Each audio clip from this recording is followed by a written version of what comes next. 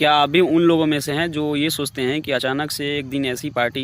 या फिर किसी ऐसी पार्टी की देश में सरकार बनेगी जो इस देश की दशा और दिशा बदल के रख देगा, सब कुछ सही हो जाएगा? तो ऐसा होने वाला नहीं है, क्योंकि ऐसा कभी नहीं हो सकता कि कोई एक पार्टी आएगी और अचानक से सब कुछ ठीक कर देगी। हाँ, ये हो सकता है कि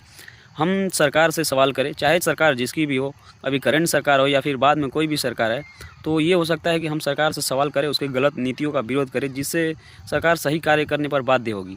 लेकिन दिक्कत यहाँ ये है कि हमारे सवाल करने पर सरकार के जवाब देने से पहले कुछ ऐसे लोग हैं जिनका जवाब आ जाता है कि आप देशद्रोही हो, आप एंटी नेशनल हो। वो इस हर बात को डिफेंड करने में लग जाते हैं कि आप गलत हो, आप गलत हो। अभी कुछ दिन पहले ही देश में एक मुद्दा ये चल रहा था कि जो रुपये की कीमत है वो डॉलर के मुकाबले काफ़ी नीचे गिर गई है, यानी कि रुपया जो है वो 90 के पार चला गया है, जो कि ये मतलब हमारे देश के लिए इकोनॉमिकल व्यू से देखा जाए, पॉइंट ऑफ व्यू से देखा जाए तो काफ़ी मतलब हमारे देश के लिए ये अच्छा न्यूज़ नहीं है। लेकिन कुछ लोग इसको भी डिफेंड करने में लग गए कि हम तो जेब में रुपया लेकर के घूमते हैं, हमें डॉलर से क्या मतलब। इसका मतलब कि उनको इंटरनेशनल एक्सपोर्ट और इम्पोर्ट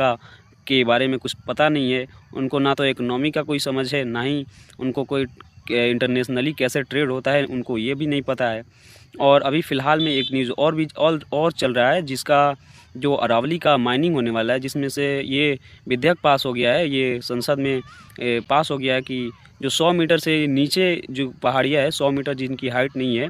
उनको मतलब काट के ख़त्म कर दिया जाएगा, प्राइवेट कंपनियों को, उद्योगपतियों को दे दिया जाएगा। और ये तो बिल्कुल गलत है, क्योंकि अगर अरावली के बारे में देखा जाए तो उसमें 90% से ज़्यादा ऐसी पहाड़ियाँ हैं जो 100 मीटर से नीचे की है,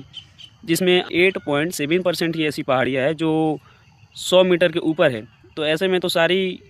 पहाड़ियाँ ही काट दी जाएगी और इसका क्या जियोग्राफिकल इफ़ेक्ट पड़ेगा हमारे देश पर, इसके बारे में भी उनको पता नहीं है। और ना तो उनको जियोग्राफी की समझ है, ना ही इकोनॉमी की समझ है, और वो हर चीज़ को डिफेंड करने आ जाते हैं। तो ऐसे में हम सरकार से सवाल करके भी क्या कर लेंगे, जब हमारे देश के लोग ही ऐसे हैं जो सवाल करने पर सरकार से पहले जवाब देने आ जाते हैं।